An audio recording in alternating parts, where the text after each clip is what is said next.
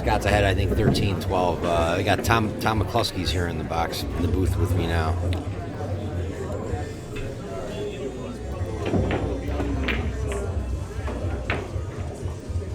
It's a good break. That was a decent break, huh? Yeah, he might be able to get underneath the 10 ball by following through the 5. Yeah. That'd be about it, maybe. Unless he can he bank the 13? And double him up in the corner? Bank the 13 back towards his pocket, drag the cue ball up in the corner pocket, and double him up on Scott's hole. Yeah, he could do that. Scott hits that ball real good. Gets the cue ball to kill up in that corner real Although if he doesn't get him on the rail, he could make the combination. Yeah. It's laying in a spot where if you hit a rail first, it's like pretty easy. It gets to a big pocket. Maybe, I'm just gonna leave it up against the stack. I think maybe. I don't know, he's in a pretty bad. He's in a jam though, no matter what he does. I don't like leaving a great player like that on that side of that stack. Yeah.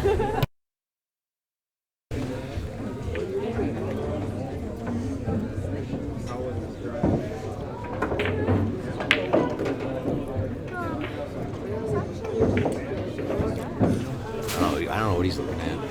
Maybe, I don't know, he's looking at the 13 ball. I don't see what he can do with that. Maybe he's just going to look at trying to make this 13 and go 3 rails into the 15. It's the only thing I could see if he shoots at 13. It's pretty aggressive. Yeah. If you miss, he's going to put himself in a big hole. Yeah. I can't tell if the 1-4, the combination, if it banks. Oh, okay. Yeah. Just stick it on top of the stack? I bet you that's what he's looking at. That's not a bad shot either. If he can just plant the cue ball right there. He's looking to just leave him up against the 9. He's kicking. No, he's going to leave it up against the 9. I don't like that too much though. No. I mean, He left him the 5 if he wants. He can stick him back on the 9, push the 13 to the end rail. yeah. I mean, he's going to hit the 13 into the 11, send the 11 over there, and he's going to put him right in front of the side pocket. He's got to be worried about not leaving him this bank though. If he leaves him any kind of shot on this 13 ball in the bank, he's going to shoot. I might shoot into the 3. Shoot into the 3, the 6, and the 7, and it just opens up and stick him on the top side of the 9. Yeah. If you could get this 11 to float into the 10, that's what he was trying to do. See, now he kind of let him out of it. It looks like he can kick underneath. Yeah, he's got a couple options now, yeah. He can kick into the 10, he can kick into the 15.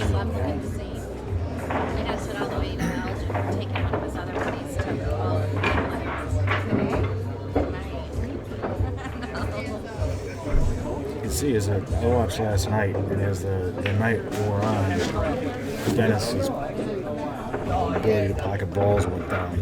Yeah, he missed. He shot a couple of kind of tough shots, but even though for anybody else they're tough shots, but for him he usually makes them every time. Yeah. I think that constant wear of Scott. One thing I've been really impressed with is how Scott's taking care of the cue ball, constantly putting him real close to the bottom rail here. Yeah, he's good getting out of that break, Scott, where he banks the ball into the stack. He's real good at controlling the cue ball. He just slides it right down there every time, it seems like. Yep. It's not real easy to do that every time. Once they get into the game, Scott really is, you can see him really concentrated on making sure that cue ball is back on his end rail. Yeah, he had a couple of games here he should have won. There was one game he should have won for sure. He was shooting his game ball. I think it was a 7. And he wound up missing it. Scratched. Yeah. I thought he should have won the first 3 or 4 games of today. Yeah. He had good sized leads and really let Dennis back in the game. I like just kicking this. He's worried about. I know if he kicks the 15 soft, he runs the risk of selling out the 10. I don't know if the 10 passes. It looks like it passes cross corner. He kicks off the bottom of the 10, and lets the cue ball drift over by the 15. I was thinking about that shot too, but then he may leave him the bank on the 11. He could leave him the bank on the 11, but it's an all or nothing bank because he's gonna. If he misses, he only leaves him the 13. Yeah, he leaves him the 13. But yeah, Dennis is going to be shooting at it. Looks like he's going to nick the 9.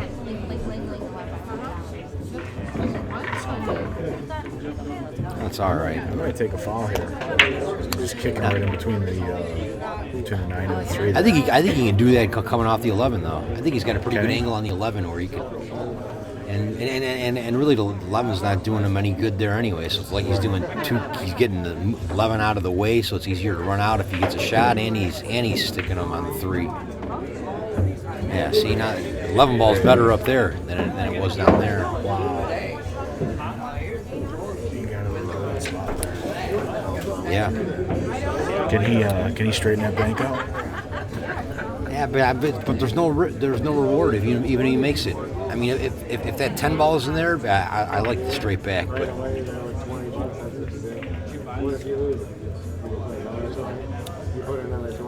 I'm just not crazy. I don't know if maybe he's not even going to play to make it. Maybe he's just going to play to freeze stick him. Yeah.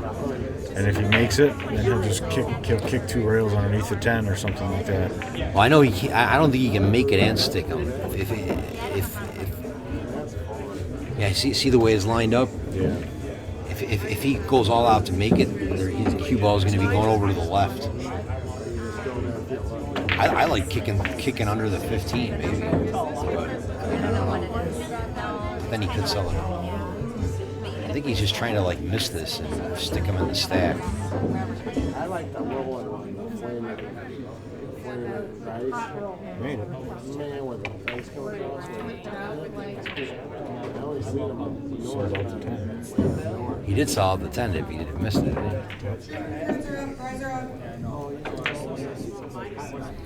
I think he was thinking if he wanted to leave the cue ball in a place where even if he would have missed it, the 9 was blocking everything. Right. He could hit the 10 real thin here and then come off the back rail and go into the 15 and get them both out of there. This shot. You got to clip the 10 real thin. Cue ball. Oh, I didn't even think he could do that. Yeah, from our vantage point. Yeah, it's hard to tell sometimes from here. What do you do here, Chris? I guess you got to give it to him and try to put him on the. You either try to get him on the 3 or slide up the rail.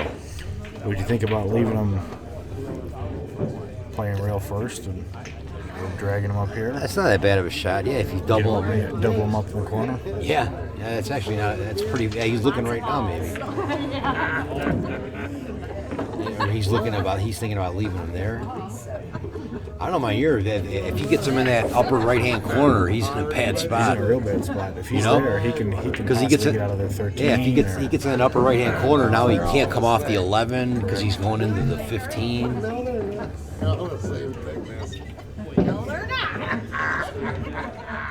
I think if he leaves him, let's see what he does.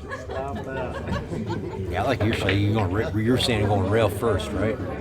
Yeah, he did what he didn't get him on the rail, but he would have liked to get him on the rail. But that's good still. Yeah. He could come off the 11 and get under the 15 here, but that's not real easy. You could hit it kind of, yeah, and if you hit it kind of bad, you scratch.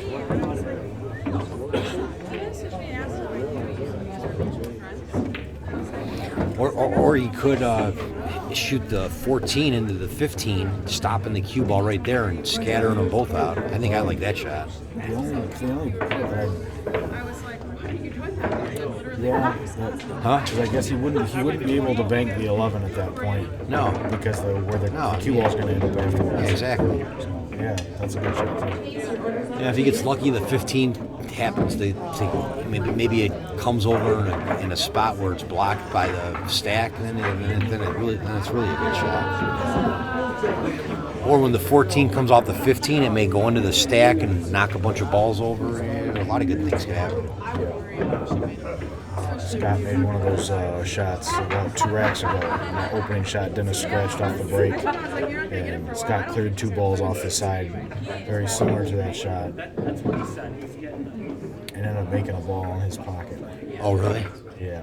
So, because I was Yeah, see, I would have liked getting rid of both of those balls. I mean, Scott's such a good mover. When you just leave balls over there, he's going to find out a way to put you in a bad spot. You know, whenever you're playing a guy like Scott, he's got balls by his pocket, you better make sure you get rid of him. He's going to figure out a way to just put you in the stack, and now you don't know what to do, you know? Yeah, like, I mean... Look at this. Yeah. Wow. That worked out pretty good. Yeah, see, now with that 15 wasn't there, he'd be in a lot better shape now. Yeah, he can kick softly into the 13. Yeah. I know if he can see it, he's going to shoot this bank, and maybe he comes into the 13. He might clear the 13. Yeah, he could go into the 13, but I mean, he hits these banks so good. I mean, he's probably a favorite to make it.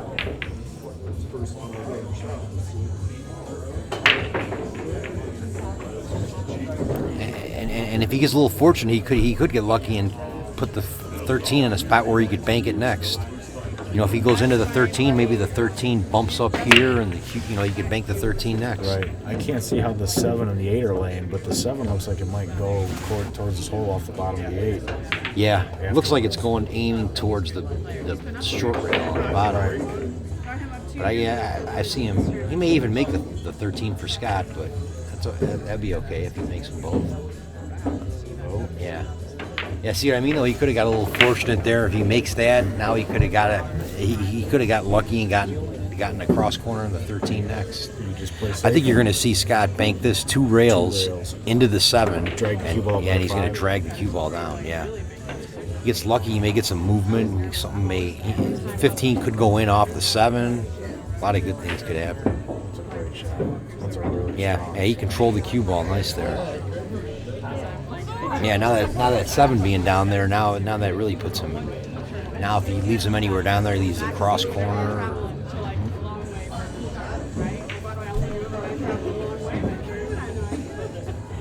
He could go off the 9 and try to put him behind the 13, but if he doesn't get him right behind the 13, yeah, and he's opening up the rack, so it may not even be that good of a shot.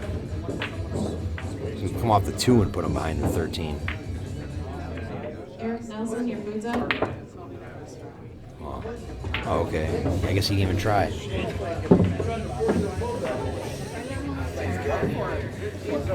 Scott's going to come right off this 2, and he's going to try to get him on the first diamond on Scott's side on the rail. I think, but we'll see. I feel like if you get him right down there on that first diamond on the back rail. Yeah, I don't think he can get him down that far. And I mean, look, yeah. See if he hit it harder, bam! It goes all the way down there. You know what I mean? Yep. Now you got these 2 balls blocking. Yep. You're almost forcing Dennis to shoot a bad shot. Huh? You're kind of forcing Dennis's hand.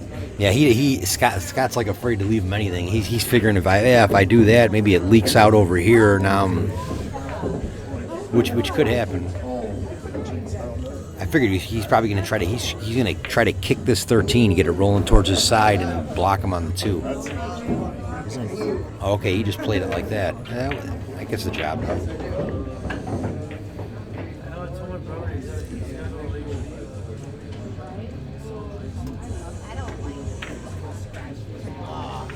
Yeah, he'd like to bank this 11, but it's really got no path to go in.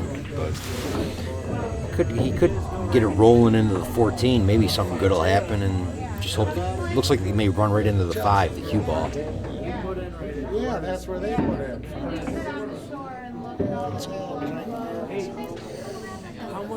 Yeah, if you got made contact with the 14 a little fuller, maybe it would have went in this pocket. We park in the street right there. It's free. He could shoot this 5-2 rails and like challenge him with the 3. If he gets the 5 sort of, I don't think he can make the 5-2 rails, but if he gets it somewhere on the second diamond above his pocket, On the screen, it almost looks a little flat, like it's going to come way short. But if you look at the table, it doesn't look as flat as what it looks on the screen. I don't think. I think if he almost makes the 5-2 rails, it'd hit the 3 maybe. He looks like he's just going to go off. He's going to come off the 9 or the 14 and go to the back rail. Only bad thing is maybe if he shoots the 9, 9 goes into the 4. Maybe he sends the 4 down here. Somehow he can leave him across corner. Yeah.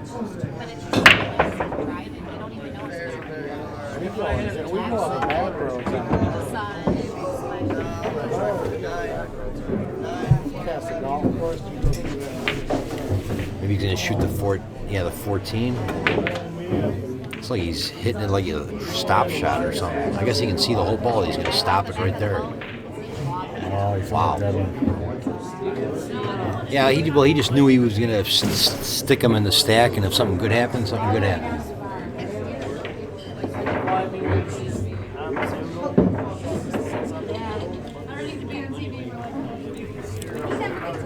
I like kicking soft at the 14, like freezing him to it.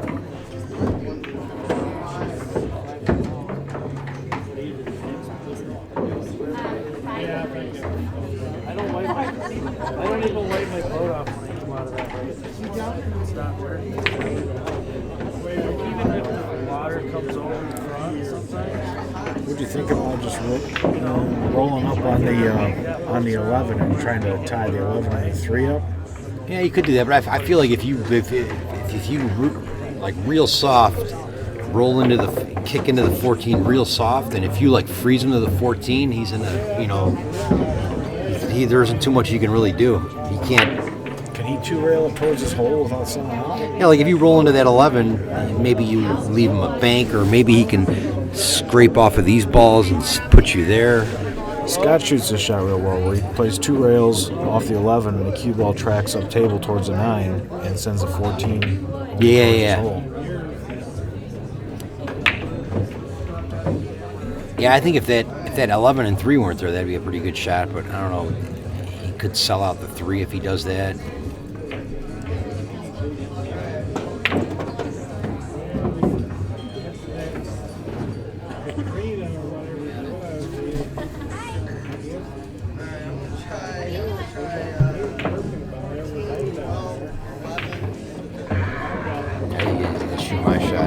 He's gonna hit this like real. It's barely gonna touch. It's gonna barely make contact. He's gonna hit it with real soft speed. Didn't get a rail. No, he didn't get a rail, and he let him see the 7. Now you can float the 7, maybe. Does he float it, or does he send it back into the stack and? No, I think he's gonna. I think he's gonna hope the 7 goes into the 14, and he's gonna leave the cue ball trying like on the second diamond maybe.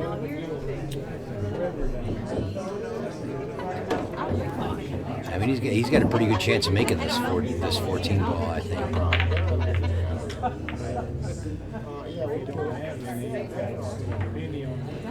Yeah, he did. It's a great shot. And he got position.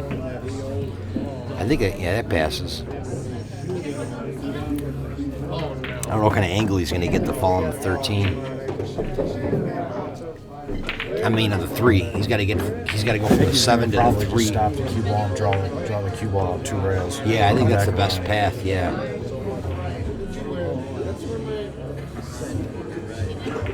Yeah, just like that.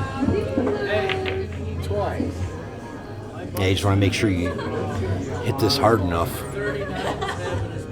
Worst thing that could happen here is he doesn't hit this hard enough, and then he falls short. Oh, he's got the 9. Oh, he's looking at the 9. Yeah, I like just making this. We're gonna be there. Maybe he makes. Hopefully, he gets on the 3 next. Then, if he falls straight on the 11, he can come down and bank the 9 next. Kind of like just taking the balls that are open, so get the 3 that are out there. Yeah, that's what I like for You sure. make the 9, maybe you can 2-rail 5 towards your hole later. Yeah, I think that's for sure. Yeah, he's got 2 now. I mean, if he gets this one and the next 2, and if somehow if he gets position on the 9, now he makes the 9. Now it's 6 to 2. No, the worst thing you could do, hit it too soft. Yeah, if anything, when you're shooting that shot, you make sure you hit it too hard. Even if you hit it too hard, you're gonna leave yourself a shot. Yeah. You may just roll into the 5 here. You know, another shot I see that's not that bad. How about if he just shoots the 15 and stops the cue ball right there? Sends the 8 towards his hole. Yeah, and just stops it right there. Now, now the 15's coming back down and up table. You could play into the 1 as well. Yeah, right? and the 8 may come off, slide off of the 6, may open up some balls. Okay, he did sort of the same thing with the 9 instead. That's not bad. Yeah.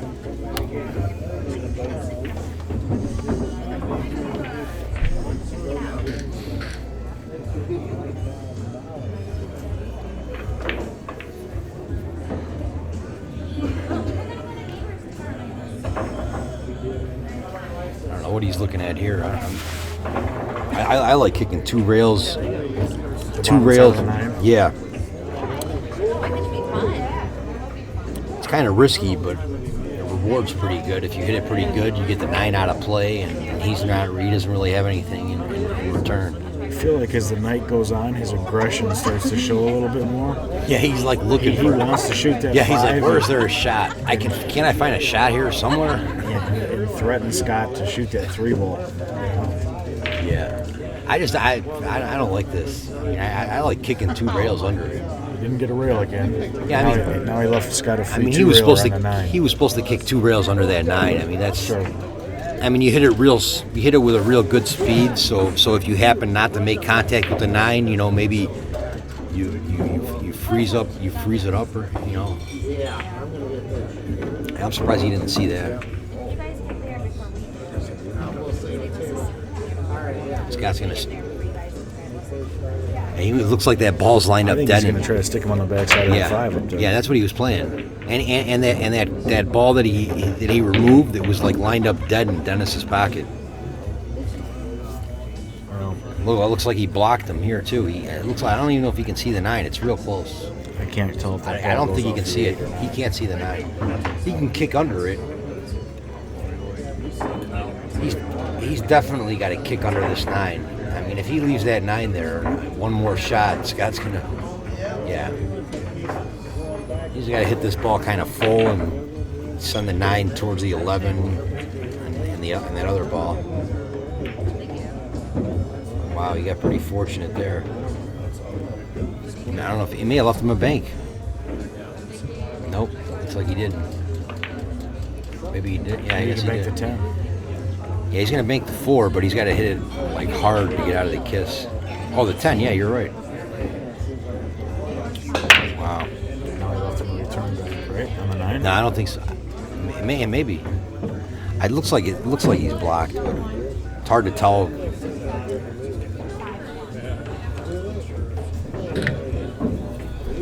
I think you can see the 1.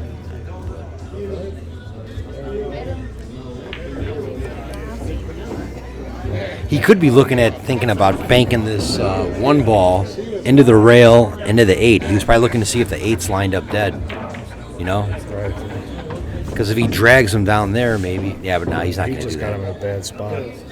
He's probably real close to seeing the 9, but since he's jacked up, it's a different. Yeah, He's in a bad I guess he can see it. I didn't think he could. To me, it looks like the 4 is blocking it, but I guess. I mean, if he can see this 9, nothing can really go wrong. I mean, he's going right into the 1.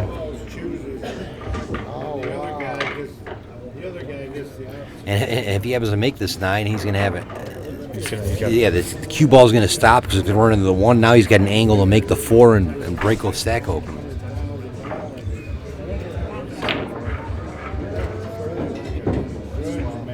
Oh, okay. He played that. That's good. That's good.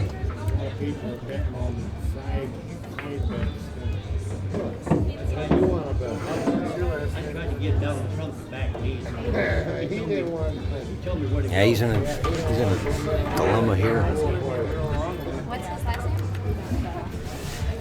He's got no way to get behind the 9. He'd like to get behind the 9 here, but I don't know if there's any path. Okay, so he can bank the 15 into the 9.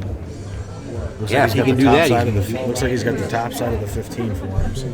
Yeah, if he can do that, he's going to do that for sure. Or is he going to come off the side of the 3? Oh, he's going to kick. He's going to take a foul. He's going to park him behind the 9 and take a scratch. I like this. But he didn't. I don't know if he. Yeah, he did get there.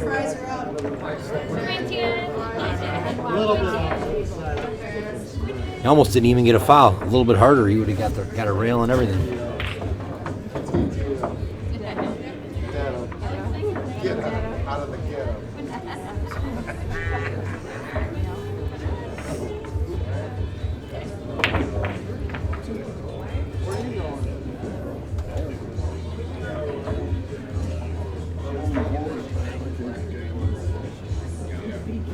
shit, dude. I go there and might spend $35. I might go there and hey, just the live entertainment on Friday night. They got live entertainment Friday night.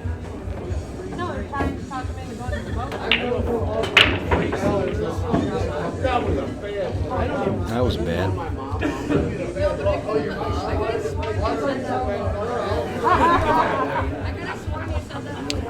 He could kick into that straight ball under the 5 soft. It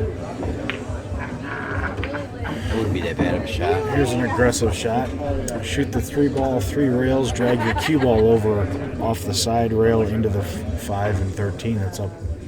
Yeah, he could. Yeah, he could do. I don't think he's going to do that though. He could get a kiss. It's laying like it's close to a kiss. Yeah.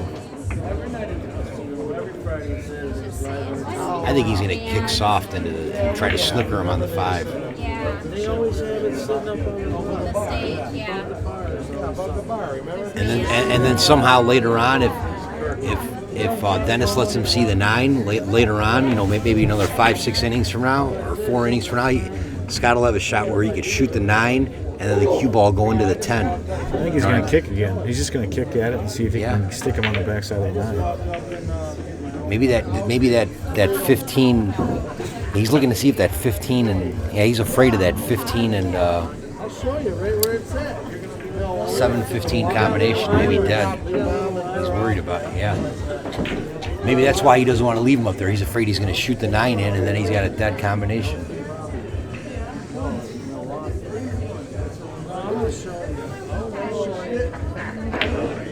I will see you tomorrow night. Save us a seat. I mean, I got a rail here. Before you guys, then we'll see you. So see you guys tomorrow. Nope. Yes.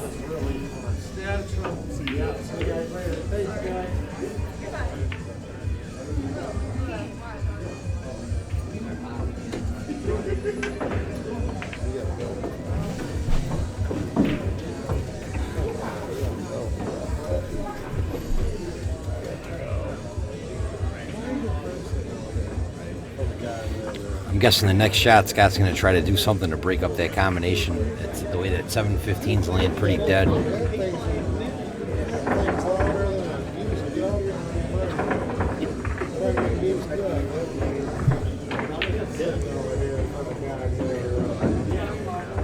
He could come off the 10. He could come off the 10 and try to leave him on top of the 1. Yeah, now that Scott moved that 9 a little bit, now that for sure that comment, it looked like before maybe the 9 was a little bit in the way, but now for sure it isn't.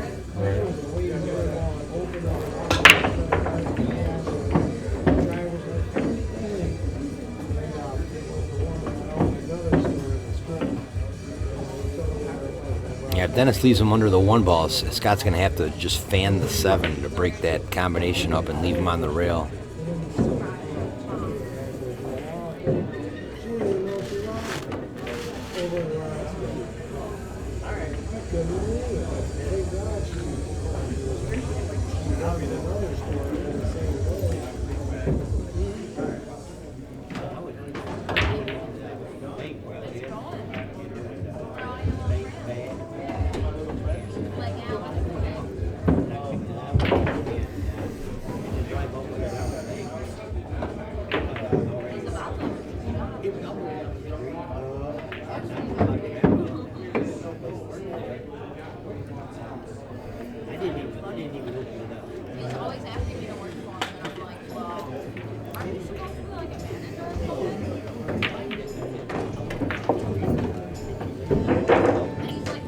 I don't see what he's taking so long to look at. I don't think he can get him up high enough off the 10. I don't like leaving him up there because now he can go off the 7 maybe and drop under the 9.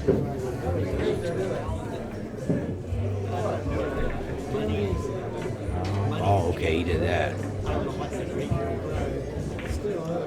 Well, he put the 3 in a spot where he can bank it next at least. Can he bank the 2? He can get rid of the. I guess he can get rid of the 9. Okay, he's going to get rid of this ball. Oh, he's going to kick behind the 9, yeah. was a good shot. Yeah, and he blocked the bank too. Yeah, he did a lot there. Blocked the bank, got rid of the 9. Maybe he can let. It looks like he may be able to barely see this 10. I mean, if he can bank this 10 straight back, he's going to go for it because of the combinations lined up. It's close. Yeah. Yeah, all he has to do is stun the cue ball over just a hair. He's going to hit this real hard.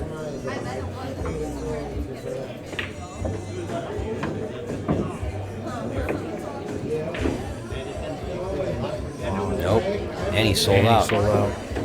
Yeah.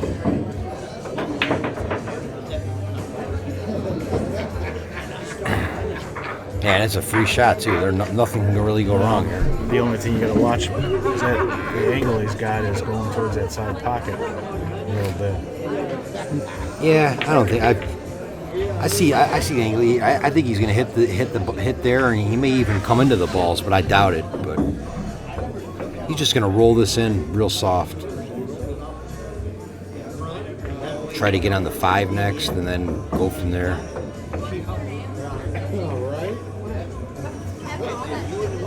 Yeah, he came close to hitting it. I had a feeling like it was going to be close. He may not even mind making this and coming into the 6 and breaking everything up. Maybe he'll somehow get a cross corner. I don't think he can come into the 6, can he? He's thinking about playing a carom shot.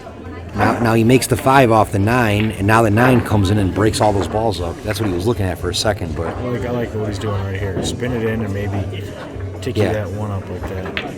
Yeah, it's all right. Now he can't deal with the combination because the 9's the dead combo.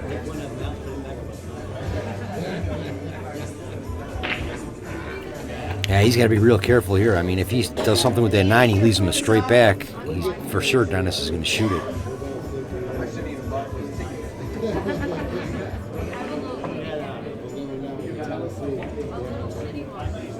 Yeah, he knows he has to do something with that. He's going to try to get under the 10. He's amping up on this. He's going to try to get under the 10 here. See? He was playing to get like under the 10. But he came out all right. He left in the 7. Yeah. I don't think the 7's got a... He's going to shoot the 7. I don't think it's got a path to go. He's going to shoot the 7 and float down with the cue ball, but... I feel like the 7's going to run into the 2.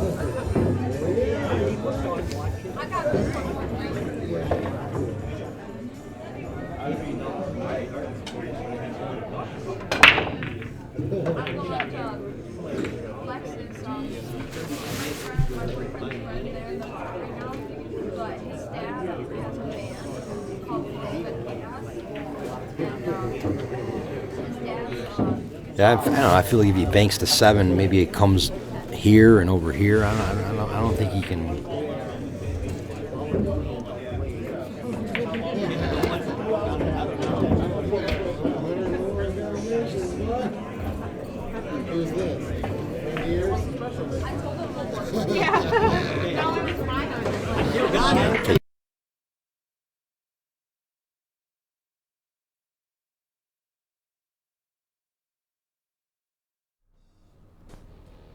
You're watching On the Rail TV. I hope you're all enjoying this match. Scott Frost versus Dennis Orcollo for $200,000, race to 41 pocket, live from the Karen Room in Beloit, Wisconsin. I'd like to thank some of our sponsors for this match: Aramis Billiard Balls, Simonis Cloth, Diviny Cues, QB Custom Cues, Omega, the Alpha of Billiards, NationalBilliardAcademy.com, Outsville.com, and Fast Action Q.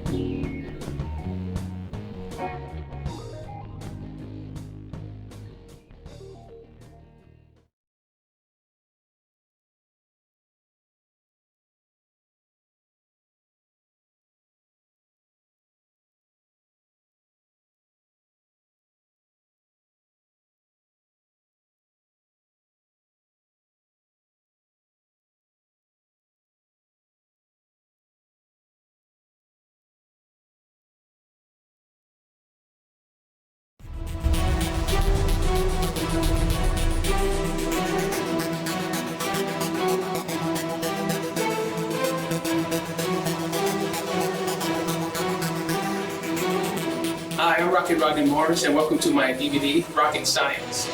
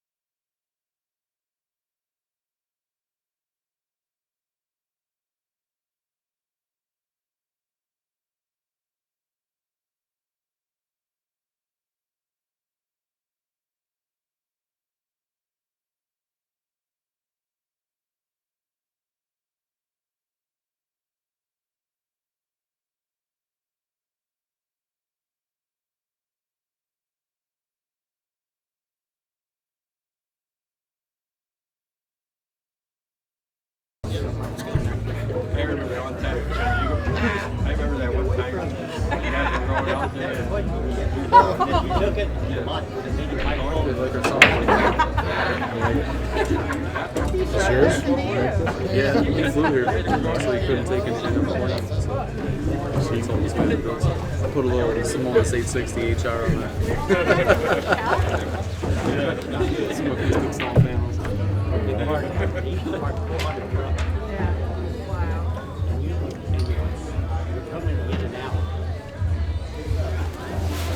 So, did you anything from Greg on leveling the table? I watched him. Man, I think he's... No, I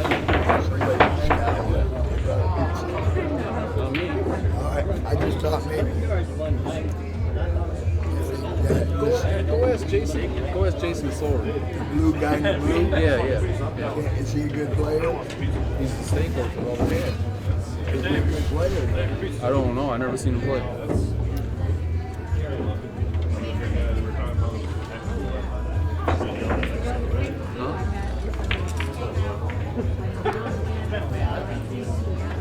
Crazy with the nitpick. I mean, I'm all about perfectionism. I think he leveled that table. I'm not even exaggerating. I think he leveled that table. I think he leveled the hole in it. And it was the night before the match. And installed some kind of a new leveler. And he went underneath there and started drilling. And I don't know, I was playing pool. So the table's dead non-stop. That's it. If it moves, it's because there's something bothering the ball. But what happened when he drilled that hole? a bunch of sawdust got in where the balls were rolling around. So this is like right when the match is supposed to start yesterday, right when it's supposed to start. There was sawdust inside the pool table. So I don't know how to get it out of there. It was like in the middle. I went and pumped up an air tank and I brought it up here and we blew as much. There's a hole on the other side of the table. We blew as much this way as we could. We stuck the shop back in there. And we got as much out as we could. Then we took a wet bar rag and taped it to a cube and tried to get it. Yeah, I know, like hop. Good, yeah. But yeah, I watched him.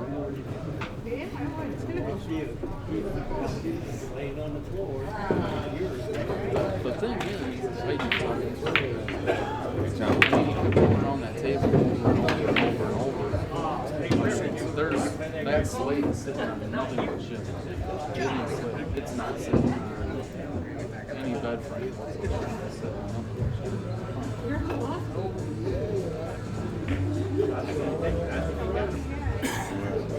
If I had him level like every table in the house, he'd be here for 2 months. For a long time. Scott was up 10-8 at the end last night.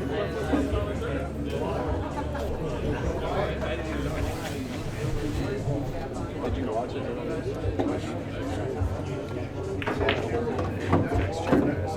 You were off work at that point. By the time I get to the car and get out of the Harvard's garage and get it out and get it turned on, it's like it just started.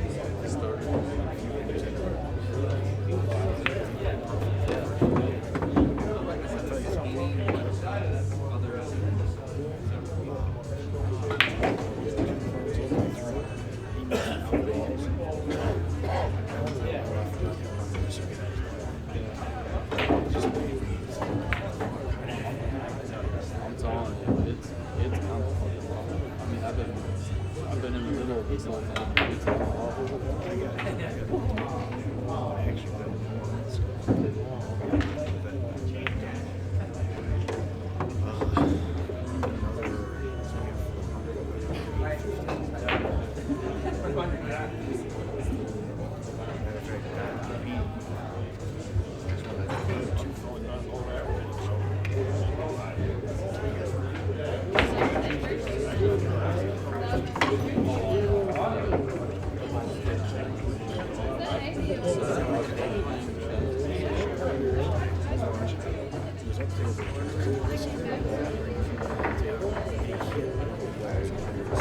Oh, yeah. He'll never get that.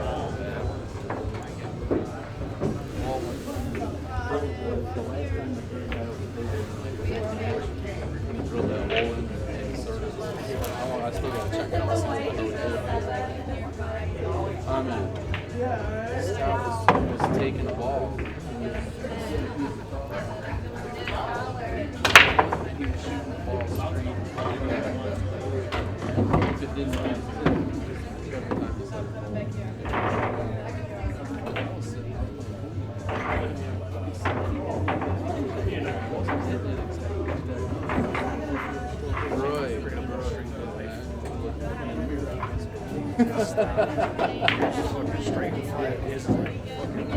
Yeah, right.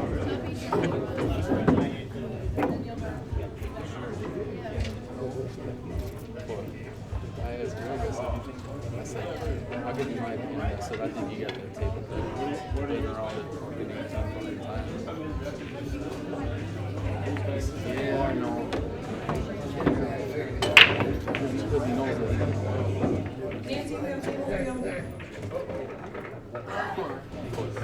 Greg's, the way Greg looks at it, he worked his whole life. Or he said he worked a long time building his business up. He doesn't want to table over. That's why he goes to his personal. So, Shoot, Jack will watch Is he still in town? no, he left. Must have been this morning. What do you play? Just about every day they play a little bit. I'm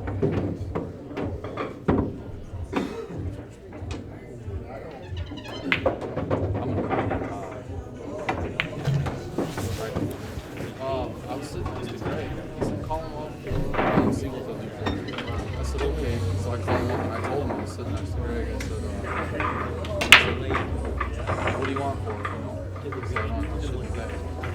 said, let me go talk to whatever it is, Chad. I said, okay.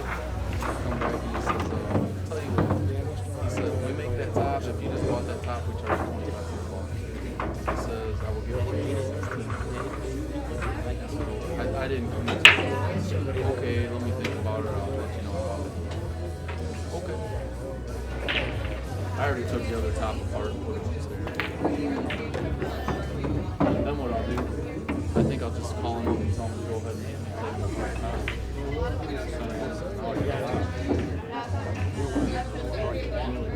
No, I would imagine. What am I going to do with the top? I think they will, man. Whoever purchased since they take it 16.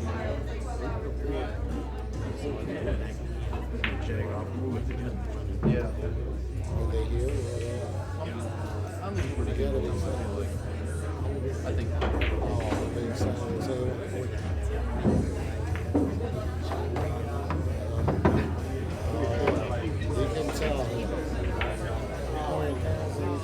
Well, I know, like I said, I never really commit to it. Maybe I'll do it that way. Here's what I'll do. If you build me a table, I'll buy the top piece and you ship it back. Well, they would have to solve it.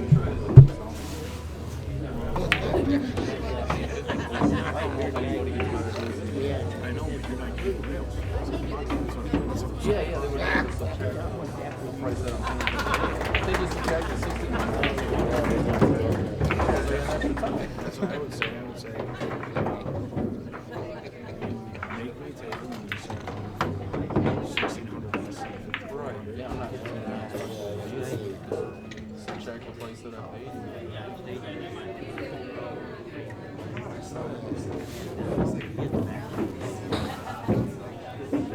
They say no to that. Yeah, that's fine. Yeah, right.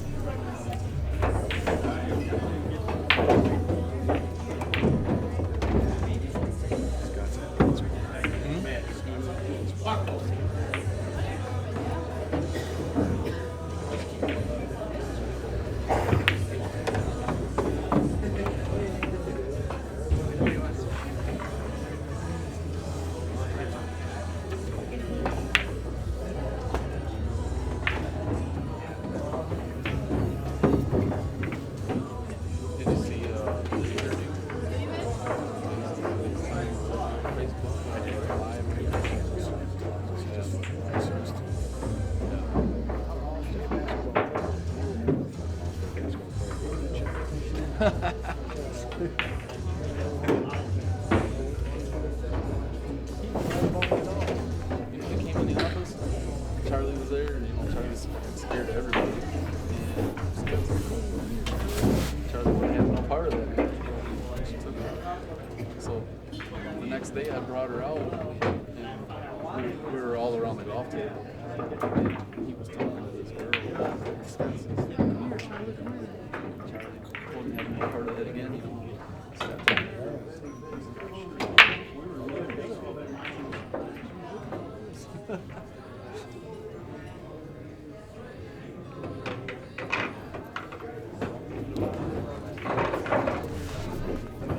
the first night that he got in,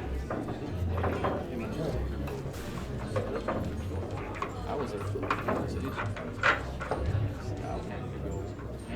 It was almost 12:30. I said, I don't really believe it. So I finally agreed if Devin was going to drive. So when they came back out.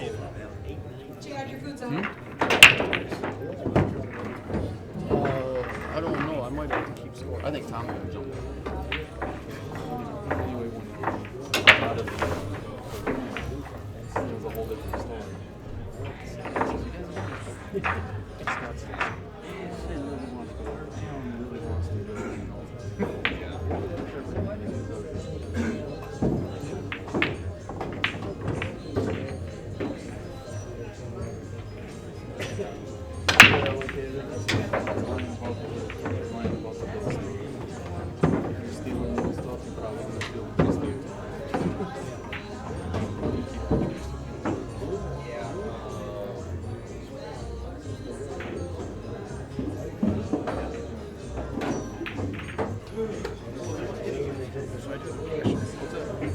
I've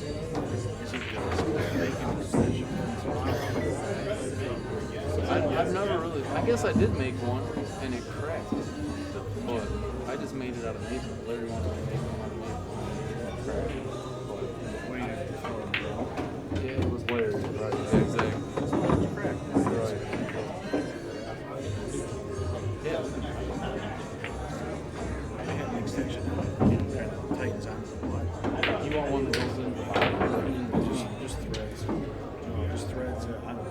On the bottom, like Jacoby. Okay, like Jim Fitzpatrick. He actually ordered it from Jacoby. It screws right into the bottom. What they do is they give you a bowl. It's got threads inside the bowl.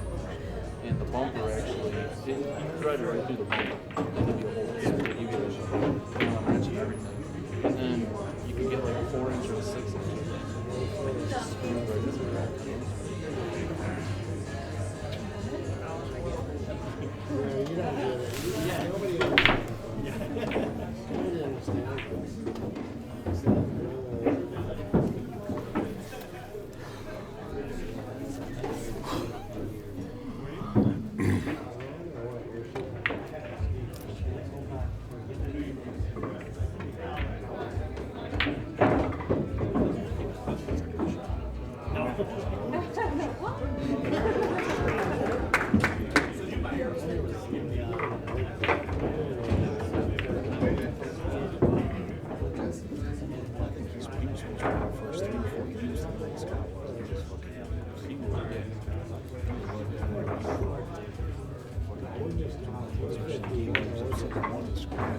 Yeah.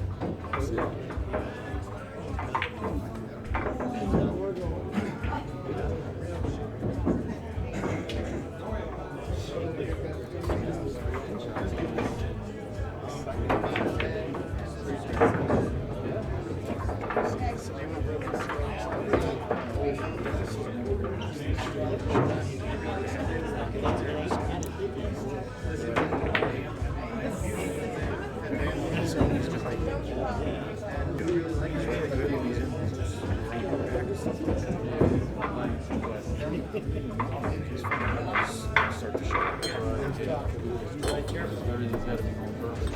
That just makes the shot so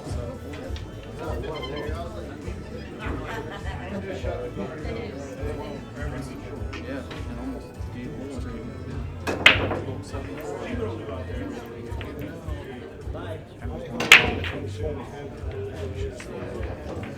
Everybody said that. I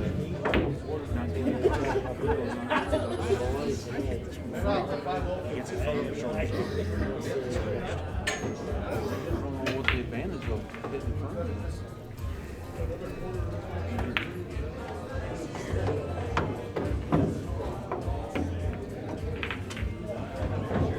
It's kind of crazy. There wasn't many people in there yesterday.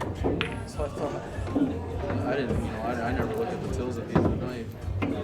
The old man's probably going to say something to me this morning. Before I came in, he was all smiling. He was like, good night, huh?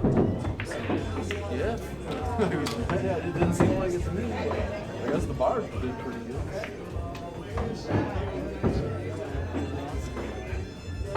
Sold a lot of beer, probably a lot of these specials. Exactly. Right. I'll tell you what, I didn't want to come tonight. My fucking wife basically kicked me out of the house. I wasn't feeling good. She made it. Because I thought I was going to come up, tonight, maybe Sunday night, and possibly Saturday if I felt Like this hit, but there is a my daughter had to leave. I don't want them to see it. He's still here. So they asked some other parents to take their daughter someplace.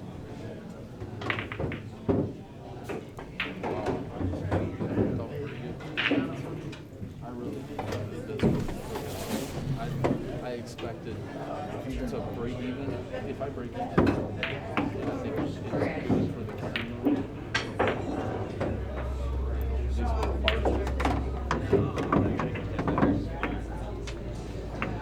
Yeah, look at it anytime you like this and you do something, it's good for the rest of you. People just look at you as being the center of the hole. So he gave me a pretty good compliment. He says, I'll tell you what, we do things first class. I was hanging my scoreboard over, putting on the table, plus on.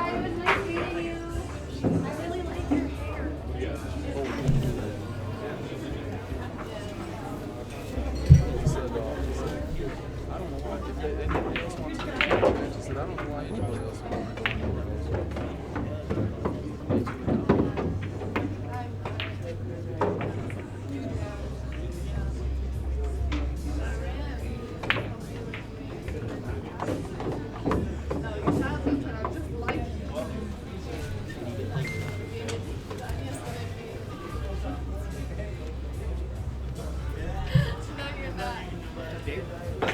How you doing, man? What's up, man?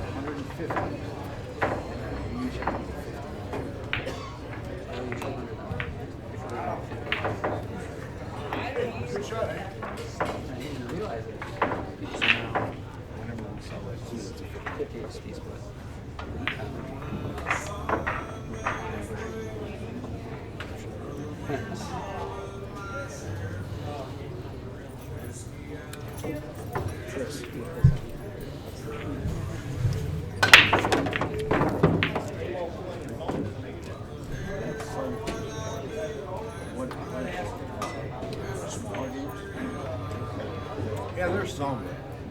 They got like $1, $2, $4 PLO. $4 PLO? I mean, there's no buddy Jeremy. He owns the varsity club in Oshkosh. And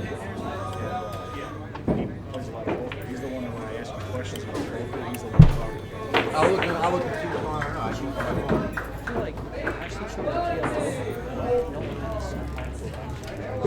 I know it is. It's like what? Every hand to feel it, he had a strap, flush draw. Yeah, well, it's action. But they've got up in Green Bay, they've got the 2.5 number went away now that they have 2.5 PLO. Because all the time is PLO. But it's so hard, they rarely get more than 2 or a table. So you gotta get we found the flag. Hey. Right now they got.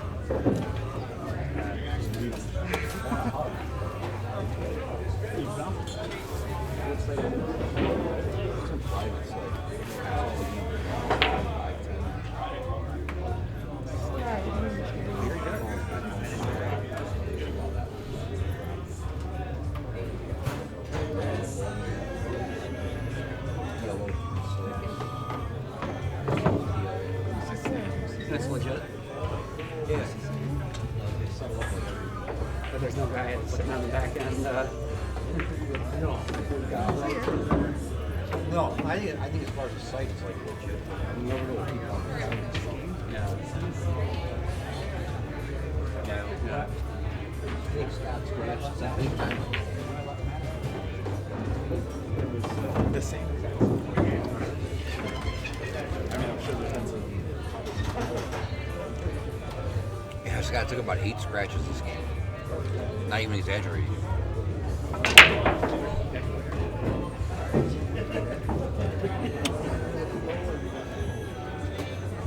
Took it the first 8 right now. Did you watch it yesterday? When I tuned in, it was 5-1. Good shot there. That was a really good shot. When I tuned in, it was 5-1. From there on out, it was like it didn't look like Dennis even knew how to play one punch. It's schooling conversation. Yeah. It's bad. Now he looks like a great time. Some endurance there.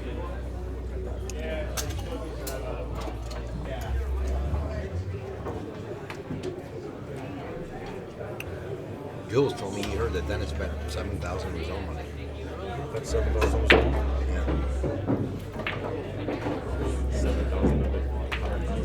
Yeah, I guess. Yeah. I don't know if you got a side bet or.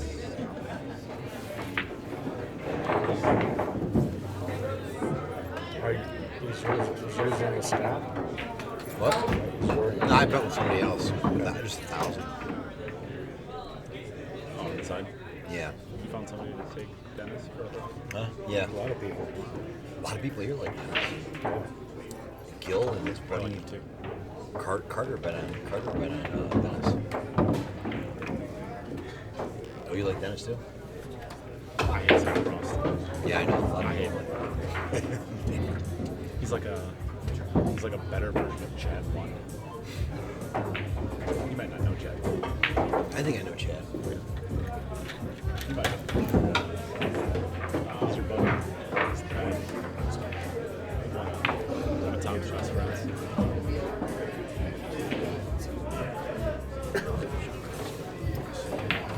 Yeah. Yeah. Of course. Yeah, exactly. Yeah, it's not good for you. Oh, how you been? Good about yourself? Good, man. Wow, that was nice. We got about 2.5 weeks left, give or take. Literally anything. Literally scratched. Just about anything. I mean, they were all. Sarah, your food's out. Just a little bit of excitement, just nerves at the same time. That's what I thought. Yeah, I think That's what I was doing. but everybody keeps telling me anyway, so I just kind of repeat it.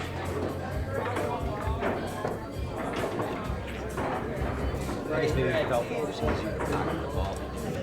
Alright, everybody, don't forget we got a Jacoby Q raffle going on here. Yeah, $1,695 value. Julia's selling tickets over here in table number 12. 1 ticket for 5, 3 for 10, 7 for 20, 25 for 50. Make sure you buy some tickets and support this event. Foreseeable future, anyways. Beautiful Q, by the way. I'll check Years, them out. right? We're doing a Q raffle every single day. We'll be raffling off one of my Qs tomorrow and then another Jacoby Q on Sunday. So over here at table number 12, Julia's selling tickets.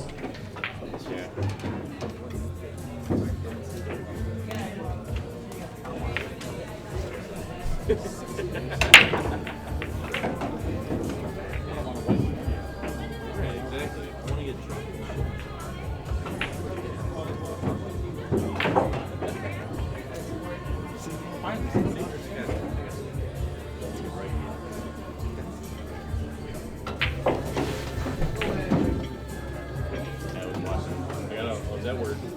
I was watching. It was 11 to 11. Or no, 12 12. And I got up.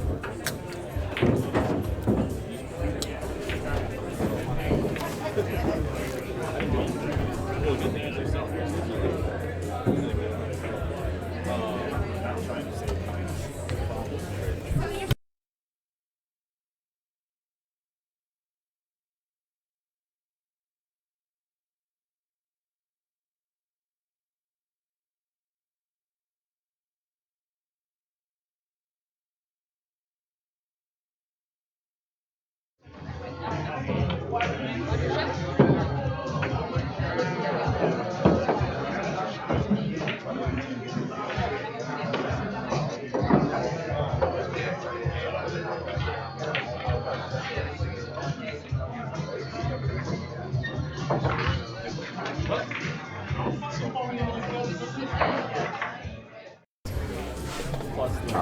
back. That last game seemed like it took forever. It seemed like Scott must have scratched like 6 or 7 times, but he wound up winning.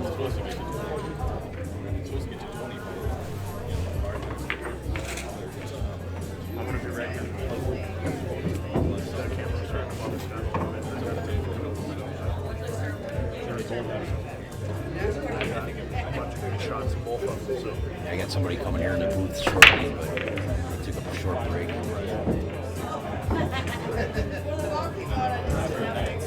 Make this rail first. Looks like. I do sell them, yes. I got a website that I use and I do sell. It's actually got some really good photos on it. I don't know, he has too much now.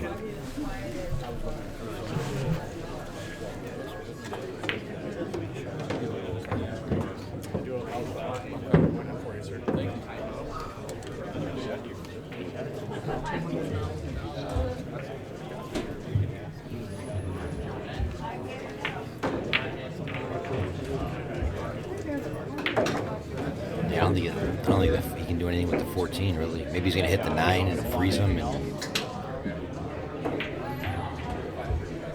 try to get some balls to go by his pocket. Oh, it did one right in? Yeah, I guess I get a dead shot.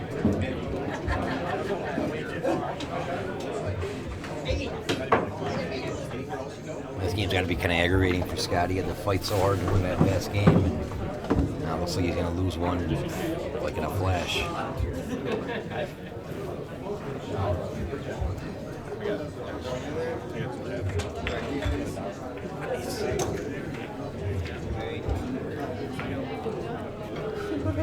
feel like he'd like to go into the 5 here. If he opens up the 5, if he moves the 5 out of the way, then the 7 and 8 both pass. But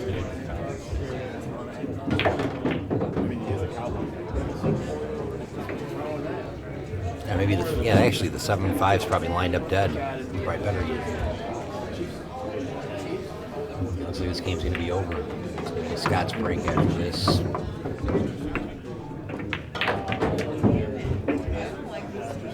Yeah, this shot, I think you want to make sure you hit this too hard, if anything. Worst thing you do is come up short. If he gets anywhere in the center of the table, he's got a lot of different shots he can shoot.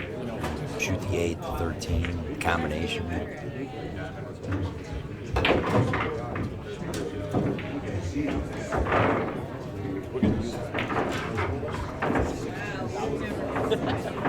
It's probably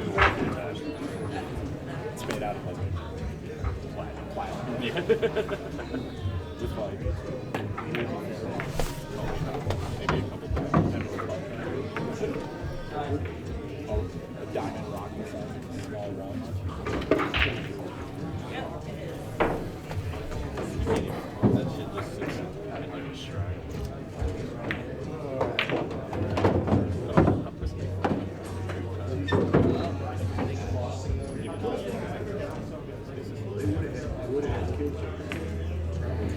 He's looking at playing the 8 and the 12. Or he's always going to play the 10.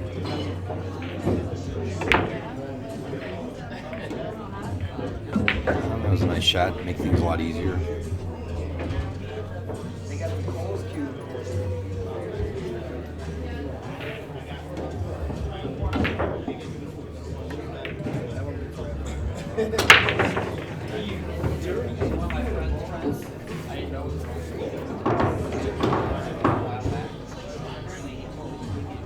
He could play the 6 here or shoot the 7 straight in.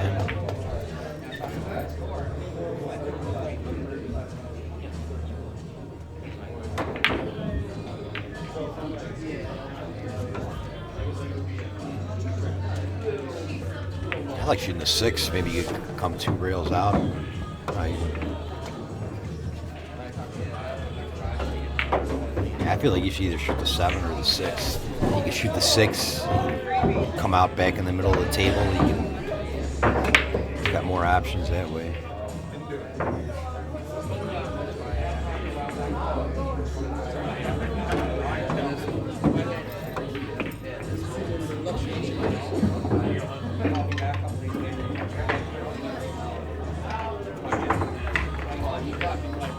Now looks like that's going to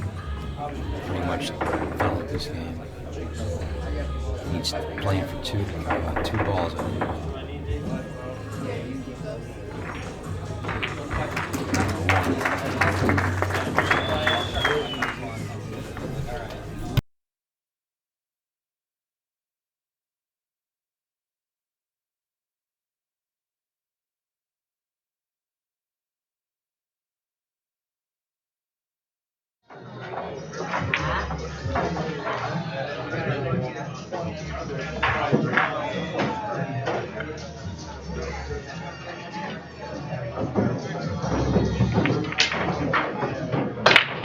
Hey, Jason, how are you?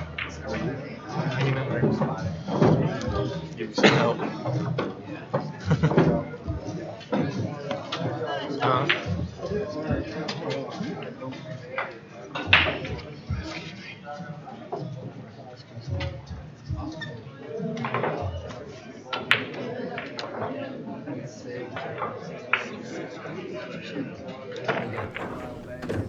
Not the greatest break, but I mean, at least looks like he's gonna have to give him this one at least.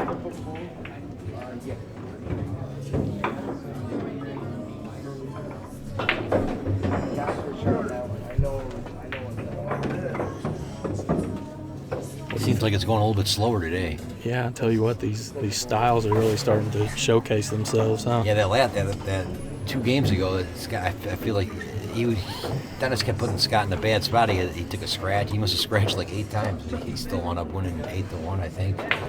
Yeah. And then he did all that fighting to win that game, and then the next game he loses like in a flash. Yeah, I mean that's the beauty if you're on Dennis's side is that you know, I mean, you give this guy any air and he's gonna run 8 on you for sure. Yeah. He executes perfectly and hits the straight back so well that he blocked the. Yeah, he wanted to block the 9 there. I think Scott, he's probably not trying to make this. He just wants to float it by his pocket somehow and leave him. I don't know if that's not bad. Yeah, he didn't let him see it. so interesting to watch Scott gets any kind of ball lead, he's fighting to push him up, and Dennis is doing whatever he can to keep everything in play. To get another shot. Looks like he's thinking about shooting this. I'm guessing he's playing this combination, and he's looking to go into the 4 with the cue ball. He's going to play the combo and kill the cue ball going into the 4. There's no easy. A lot of bad things could happen here. Yeah, a lot of bad things like lose the game. Yeah. But if he makes it, we've been seeing it for the last 2 days. I feel like he's got a pretty good path to go to the 4 though. A lot of spin. He went into that ball. Does he have the 2? I don't think so. No, if anything, he's gonna do something with the 6, maybe bank the 6. Yeah, I mean, but he's got to make sure he doesn't leave Scott a return on the 1. You don't want to leave him a return bank on the 1. We've been seeing Dennis, but I don't think he can do it here because the 5. But we've been seeing him use the bottom rail for defense a lot. Anytime Scott gets a ball low, he just wedges him behind those balls. Yeah. He's real good. That's why Scott had to keep scratching. Yeah. That one game, he just kept. Not only did he put him behind the balls, he froze him, dead frozen every time. And his cue ball. That's right. Yeah, because he hits the ball so accurately. So if he wants to put the cue ball somewhere, he aims where to hit the ball, and he hits it at that spot every time. That's why he's got such a good cue ball, because he just hits the balls real accurate. That's why he's hitting those straight backs so pure. Yeah, he hits them pretty hard. He figures probably if I miss this, it's probably gonna hang in the pocket probably, even if he hits it real hard. Yeah, I mean he hits them so good that a lot of people banking the balls just prefer to bank hard. Yeah, it's easier to be more accurate. Oh yeah, he just. And he figures probably if he misses a lot of those shots, it's going to go up and down. Looks like he's going to try to wedge him on the 3 here. Yeah. Send the 5 on his side, maybe by the second diamond on his side.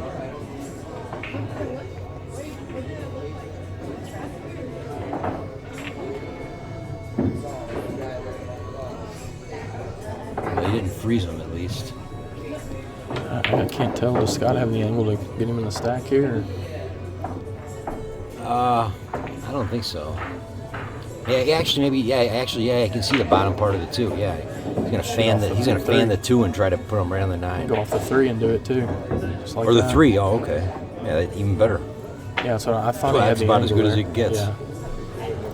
You couldn't have found a better spot to put him. If you had ball in hand there, that's probably where the spot where you want to put him.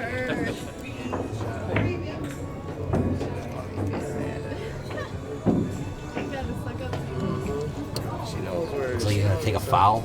I can't see any. Or maybe he's gonna go off the 9, 2 rails, and try to put him on the.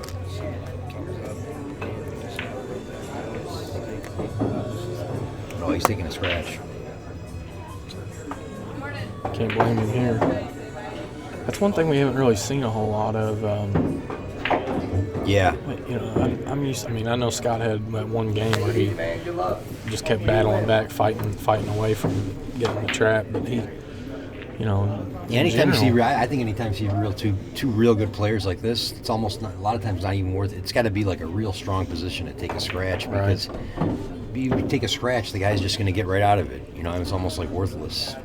You know, I mean, like there, he had to take there. He had nothing else to do. He had to take a scratch, but you won't see it a lot. Yeah, but I mean, just from watching Scott, he takes more fouls than almost anybody. Just, you know. Yeah, him and Cliff Joyner. Yeah, he's going to try to fan the 3 here and go 2 rails and put him back in the same spot. He's got to be careful though. If he doesn't wedge him up against the ball, he's going to leave him a bank on the 2. This isn't the easiest shot because the 3 is so close to the rail. Yeah, I don't like that. I don't like the 5 ball at all. Yeah. It's not even a terrible spot to foul right back here. If he can get it back in the same spot. Yeah. He just has so much to protect right now. That's, you know. If he just got to just barely scrape this kind of thin. He hit that pretty perfect. Good. Pretty good. Yeah, I mean, he got it right. Yeah. Again. No reason to take a foul when you can do that. That's what I'm saying about, you know, like Dennis had to take a scratch there. Look what happened. He got put back right in the same spot.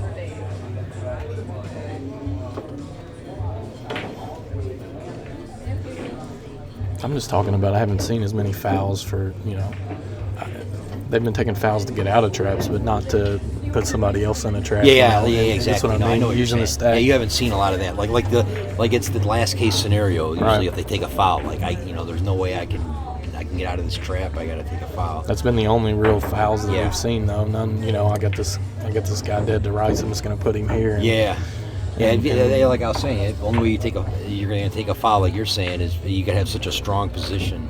You know, we haven't really seen that opportunity arise. Yeah, and both of them are so good at moving the cue ball around, they don't even have to really take a foul most of the time. The only time they usually take a foul is if they're froze to the ball and they just tap it. That's what you see most of the time when they take a scratch. It's such an interesting thing because you can sense the uneasiness of Scott that every time Dennis comes up, because he's just pulling so many miraculous and creative shots. He doesn't want to let him have a chance to breathe. He doesn't want to give him nothing. Not even a hint of a shot. It's so strange though, because if you watch Dennis, as soon as Scott gets the balls up table, you see Dennis shake his head, and as soon as the balls are in play, because Scott is just on pins and needles up there. You look like he's just walking around. He can't. Of course, when Dennis sees all those balls up table, he can run an 8 and out if he gets a shot. Yeah. At least even if he's losing 3 or 4 to nothing, all the balls are down here. He knows if he gets one shot, he's done. Yeah. When they're all up there, it's like kind of depressing to even look at the game. Dennis stole a few games late yesterday. I mean, not real late, but he stole when he was on 6 from Scott. You know, Scott could have gone up 8 to 6, and Dennis stole it. Yeah. And then today, Dennis has stole a couple games where Scott has some big leads, and you're like, wow, Yeah, for sure. Yeah, Scott's miraculous scratch in the side where he was, just playing the ball.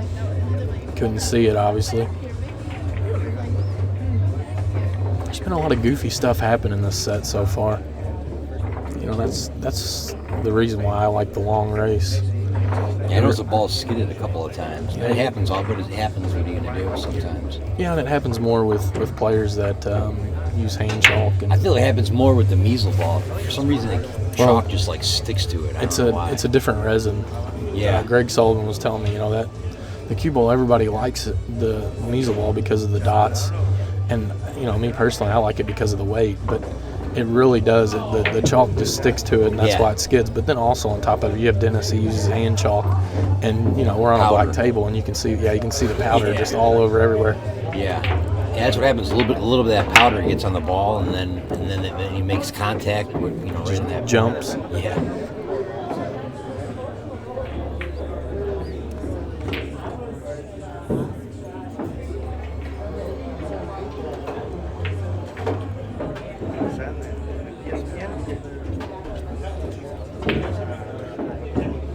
Shot here.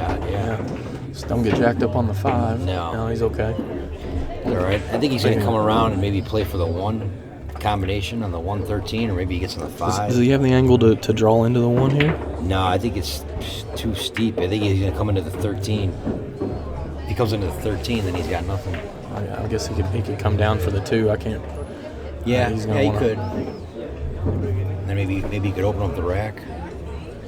Or you could play a carom shot, like the 13 into the 2. I guess he's probably better off doing something with the 2. Maybe he can break the rack. Probably his best chance to break the rack open. Playing up for the 2, yeah. Make sure you don't get on the rail and you got enough. I'm guessing he's going to hit this with like a high inside English, and then the cue ball is going to come around 3 rails and maybe in the center of the table, and he breaks the rack open. Like it's going to go off of the 14, come 1, 2, 3, 3 cushions out in the center of the table. Straight across and then come down, just like you said, missed the ball. Yeah, he missed it. Yeah, pretty fortunate. No, the 2's there. Yeah, it makes the shot a little bit more difficult. You have to put all that inside English on it. On the sidewalk outside, it needs to be moved. There's a spot open next to it. Yeah, he left him a bank. Yeah. I don't know if, this could cost him the rack here. Let's see.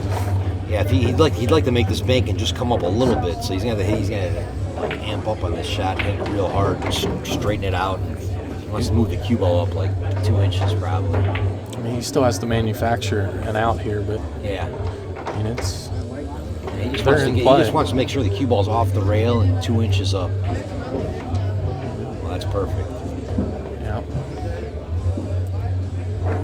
What do you think we'll see him do here? Come try to play up into the 10, or? Yeah, he's got to make something happen here. Yeah. None of those balls go. If I had to guess, he's gonna probably hit this with like a high inside and try to float into the 10, and then he'll shoot the 11 next. Yeah. You would think he's got to try to stay here in the middle, but he always has the option of coming around for the 4. A lot of bad things can happen here, though. Whenever you go into the balls, I mean, like when you go into this 10, if you don't go into it like real full, it's gonna, cue ball may move and he may not get another shot. But he's got to go into the 10, I think. Yeah, I mean, I think that's the only way for him to. Or he could somehow come out here and shoot the 11 next, but I don't know how he can get there. He could always come around to the 4 and then play for position on the. Yeah. Maybe he's going to try to do that, or maybe he's trying to get on the 4. Yeah. And then from the 4, he can get on the the 12 ball. Yeah. Now from here, he gets on the 12. Now once he gets on the 12, he doesn't have to break up anything. Yeah, that's exactly right. Just wanting to clean the cue ball to make sure he doesn't get a skid here.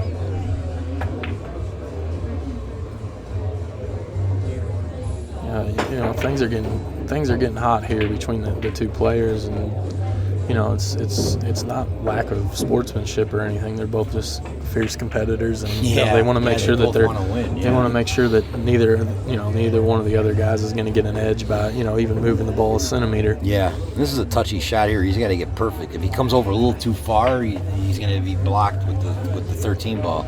I mean, I seen him trying to stay under this ball so they can just come back around for the 15. He wants to just come over about a foot. Yeah, just punch it. Yeah, he's not going to like this. Yeah, he did it. He went too far. Yeah, I said it was a real touchy shot. I don't really understand why he tried to draw the ball there. All he had to really do was just punch it and float just a little bit. He didn't have to, with his ball making ability, he didn't even have to. He didn't have to come out much. Yeah. He got to back cut that 12 ball. Well, he didn't want to fall short because then he's got too steep of a cut. He had to get almost in the exact perfect spot, because if he falls short and he's over there and he's let's say he's 4 inches over. Now he's got too steep of a cut. You know, he just came off 1 inch. 1 more inch over, he would have been perfect. I don't even think he saw it, but the other option that he had there, he could have made the 4 and then banked the 11. Yeah. But you know, I think he was just dead set on getting position when you that balls as good been, as him. That wouldn't have been that bad. He wanted to get all the way out though. I mean, if he falls on once he clears that 12 ball, I mean the game's pretty much over. You know, now he gets on the now he goes 2 rails for the 15, then he's got the 10. I just think it could have been a little bit safer, but you know we're going to see these balls fly off table. You know, this rack's going to take a little bit here. The ball falls in the hole. That ball going in the hole is actually good for Scott. Yeah. Now he's got him lined up where they both go in his pocket. You know. Yeah. I think what Scott was mostly worried about was the 12 ball slowing down and giving him a straight back, but the 12 ball came up high enough to where Dennis didn't have a look at it. So he's gonna get rid of these. Yeah, I mean it's kind of interesting because it seemed backwards to this point of who's fighting to get the balls at the table at certain spots of games. You know. Yeah. I mean, I know Dennis doesn't like to, but sometimes you just have to. Just the way the game plays out sometimes. I think in a normal match, Dennis doesn't mind putting the balls up table, but I think he knows he's just at such a disadvantage when they go up there. You know, which is smart on his part. But you still got to play ball also count. Gets you out of stroke. Yeah, but you got to play ball count a little bit, no matter who you're playing, right? Yeah, I mean, sometimes even though if you don't like having the balls on the table, you just have to. Sometimes just the way the shots come down. And you know, he hits the straight back so well. But you know.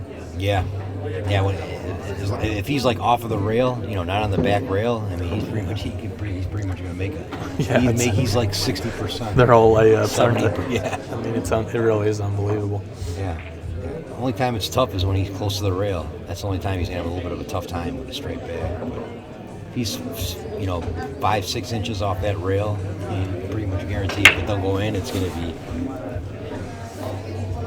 It's so interesting to watch Scott, position the balls up table. Yeah. You know, the way he just keeps you off of things. And, he's putting you on this back rail and like right here. And if there's another thing. He keeps doing these moves like this. If you keep leaving Scott like this, he's gonna park you every time on the back. You know, he's probably gonna come off the 7 now and put him on the back rail. You have to put Scott on some kind of rail, or you're gonna be on the rail. Absolutely guaranteed. You know, if you let him see a full cue ball, you're in trouble. And anytime you can, it's easy to get on the rail. Anytime you got some kind of shot where you're coming down at like an angle, because it looks like he's gonna bank this going to the 15. Better hope he hits the 10. Yeah, he jacked him up. I mean, he got. This has been the spots where Dennis has bared down and just made everything he shot at. The only bad thing about this one is, even if he makes it, I don't think he gets another one. No. Seeing that one's got him jacked up, he can't stop. He can't kill the cue ball to get on the 5. I can't see how close I think Scott can make the 7 from pretty much anywhere, right? Oh yeah, no, for sure. Yeah, if he misses this, he always has the option of banking the 11 over and trying to. He's gonna have to pay if he misses this shot. It looks like he can get down on a little bit on it. Yeah, he might be able to. Maybe able to kill this. He's not going to shoot this ball, I don't think. It's not easy though when you're elevating on that steep angle. A lot of funny things happen. I just like kicking 2 rails behind that 7. I think he's just saying to himself, I better just make this 10 and I'll deal with the 7. But nothing's really in play here. I don't. Yeah. He's just going to hit this with like a pocket speed in case he misses it. He just doesn't miss. Yeah. I mean, he doesn't even plan for missing the ball just because he makes the degree of difficulty on these shots that he's making with routine is just. Yeah, because he's always playing rotation pool, 9 ball.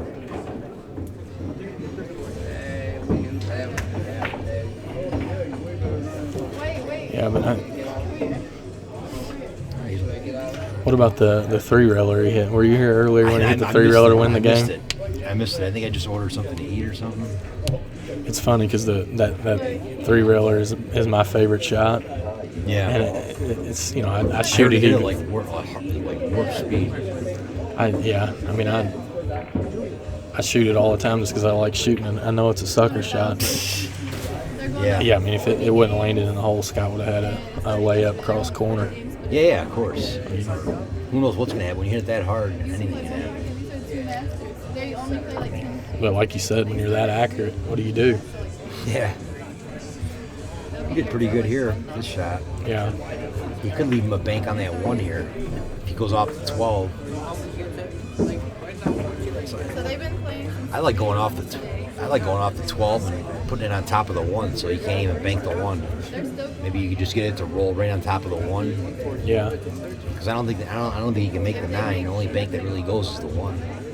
If you can get this 12 to get right on top of the 1, mess up a bank, then Scott shouldn't have a shot. I like that shot too. He's got to cover that 1 up. Yeah.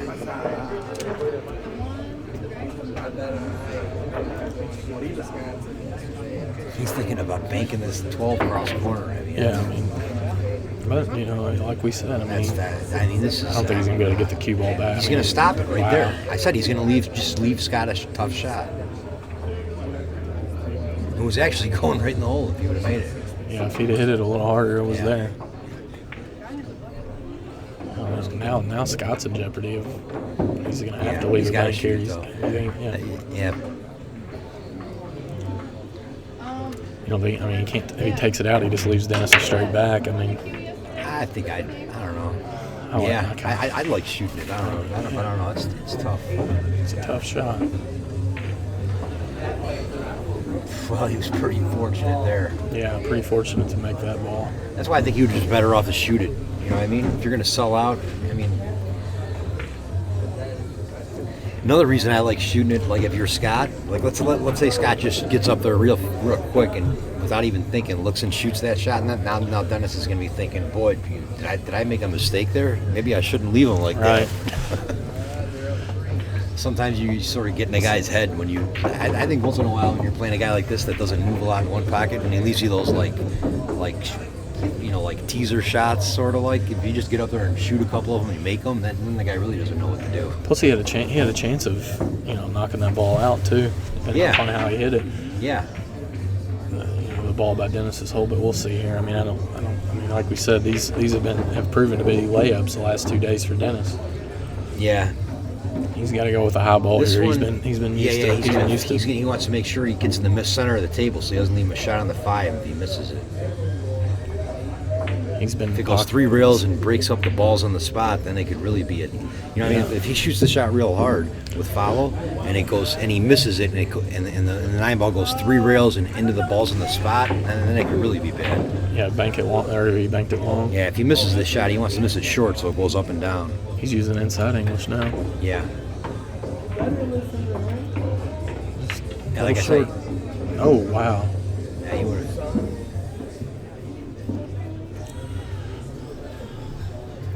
You may see him. I think he's going to shoot this one. He may shoot this 1 ball too because he can just stun the cue ball over and double him out. Yeah. He's going to be careful though because of the 11 ball. Yeah. I mean, I don't know. I think we'll probably see him try to do something with the 5 here. Yeah, you can cross the 5 over, leave him on the back rail.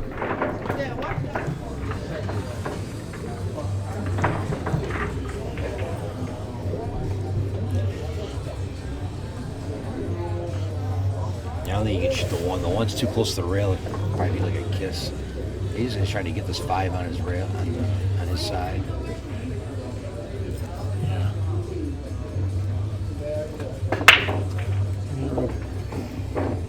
I can't tell if the 5. It's like right in front of this. I think it's based on Scott's face. Yeah, I think Scott's got only way Scott sells a 5 out if he gets the cue ball right on the rail. Yeah, straight in on the rail. But it's going to be close. I mean, if he rolls this ball, it's going to be close to getting on the rail. May try to use the 1. Yeah, he's planning to miss this shot, short if he misses it. He doesn't want to miss it, like that.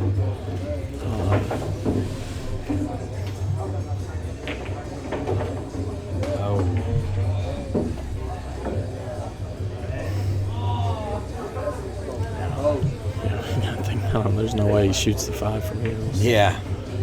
I mean,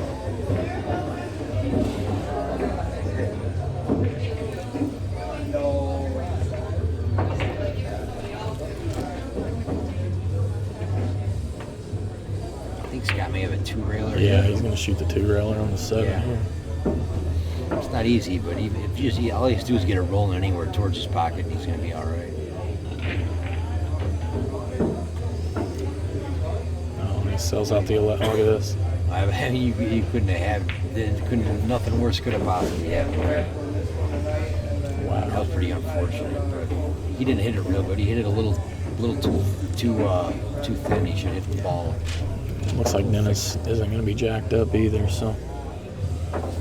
What do you see him playing for next here, Chris? It looks like I think he's going to try to here. get right by the side pocket there. Play for the 15 next. And it's safe. He's probably going to put a little touch of inside English. He may just hit this with follow, but I think he's a little bit inside, so it turns over a little bit. Wow. He's got the 7 ball. 15. I think he's going to shoot the 15. Does the 15 go? Yeah, I think it goes. Well, even if it doesn't, he has the 7 and he can just play right back. I think He's shooting the 15. Yeah, the 15 goes. Oh, yeah, it goes. Now he's got to get up high to get on the 7 next. He got this pretty hard. Missed the ball. He missed it. Scott's got to be loving life now. I mean, I think Scott's going to bank this. Yeah, he's going to stop his cue ball right there and bank this 1-2 rails maybe. Scott's so scared to freeze him to the end round, leave him any kind of shot because He's got to here. Yeah, I mean, really no other option. If he makes the 15, he just deserves to win. I mean, this 1 ball is going to be right by his pocket.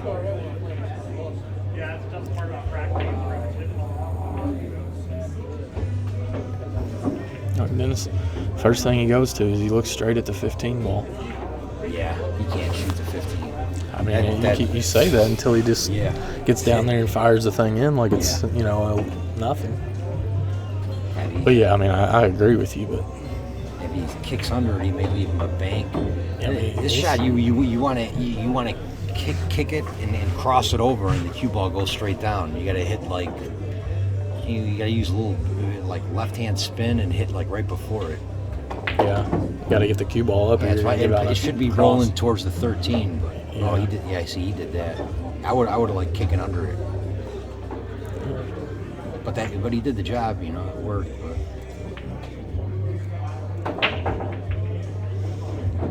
Yeah, I mean, I got kind of fortunate. I think Scott can't do anything with the 5 with the way your cue ball laid. Yeah. Scott gets a little bit more angle on the 5 than he can.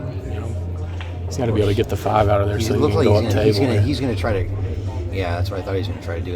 Into the 5. Yeah. He played a nice shot there, and he got him on the back. Yeah, you just got to protect your cue ball there, and look at that speed. Yeah. Perfect speed. Yeah, he knew he couldn't make it, but he was just hoping to get the cue ball on the back rail. Maybe he gets lucky, it moves something over. Such a ballsy shot, though, because if he underhits it just a hair, he leaves Dennis straight in on the 5. Yeah, but even then, that's not the end of the world. Yeah, it's even not the end. But yeah, I mean, if he leaves him straight on the 5, then he can come down for a bank. But yeah. But Scott's down 6-3, so he's got to try to put some heat on him.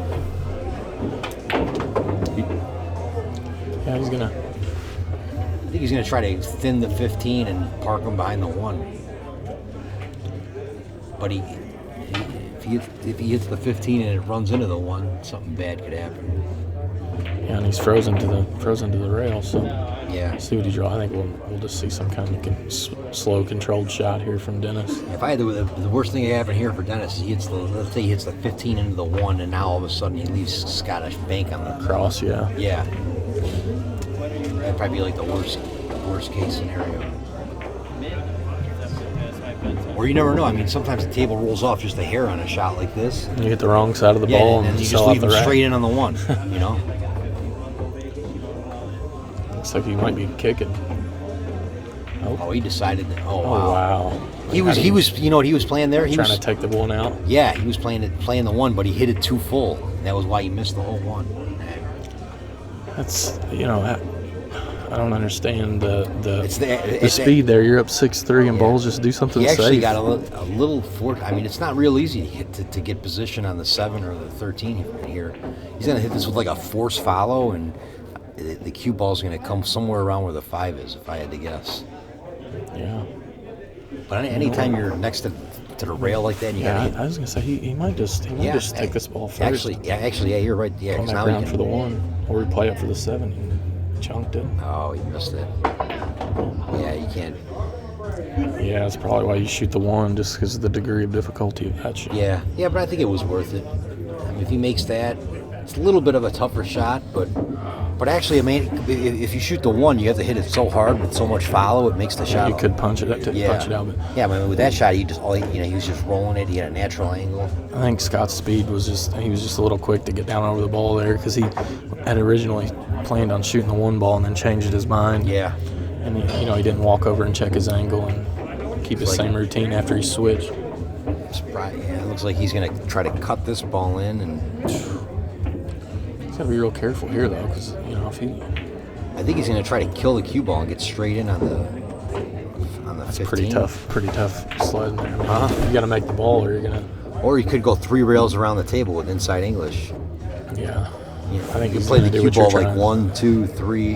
Down, the cue ball goes somewhere down by where the 13 is. It really surprised me on that last shot that we didn't see something more controlled from Dennis with the 6-3 lead. And he missed the ball too. Well, he killed it pretty nice. Yeah. Hey, he may have left shot at Karam on this. I don't know if Scott can shoot the Karam on this. He make this 13 ball, and then he's got the bank on the 7 next. Yeah, you're going to see him shoot that for sure. Looks like it's laying pretty good. It's hard to really tell from here, but he's going to hit the 1 first, a lot of left-hand spin, and he's going to... I don't know, that 13 or 12 ball may be a little bit too high for him to shoot the Karam here. I think it's laying pretty... If he's getting up there this quick and shooting it, it's laying pretty good. Yeah. You're going to see a lot of spin on the cue. He might even just be able to shoot the ball straight in the hole. Oh, man. That's annoying. That's aggravating.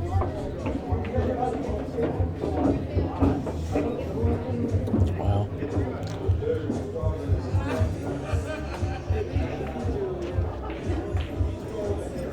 Yeah, I think he had a pretty good shot there on that. He would have probably made it. He had the bank on the 7 next, and who knows where the 1 ball was going to go on. It looked like he was hitting it pretty hard.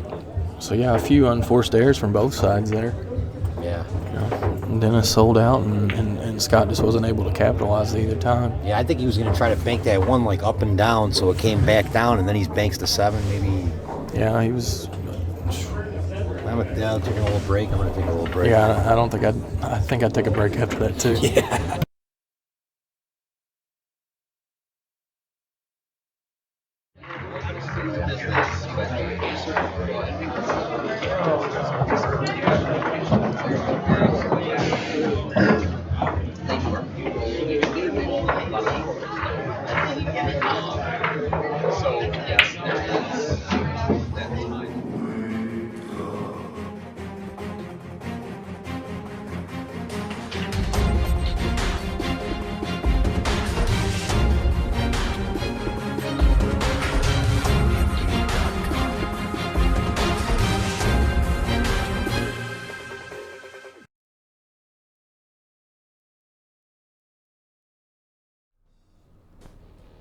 You're watching On the Rail TV. I hope you're all enjoying this match. Scott Frost versus Dennis Orcollo for $200,000, race to 41 pocket, live from the Karen Room in Beloit, Wisconsin. I'd like to thank some of our sponsors for this match: Aramis Billiard Balls, Simonis Cloth, Divany Cues, QB Custom Cues, Omega, the Alpha of Billiards, NationalBilliardAcademy.com, Outsville.com, and Fast Action Q.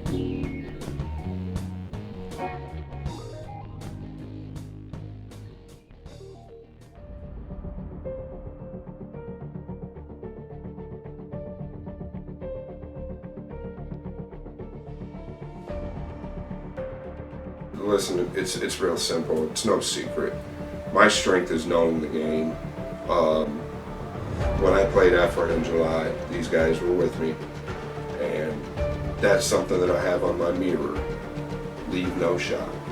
So I don't care if the game, and I'm sorry guys, I'm playing for my life here. If the game lasts 4 hours, it lasts 4 hours, but this guy's not going to get many free shots in his pocket.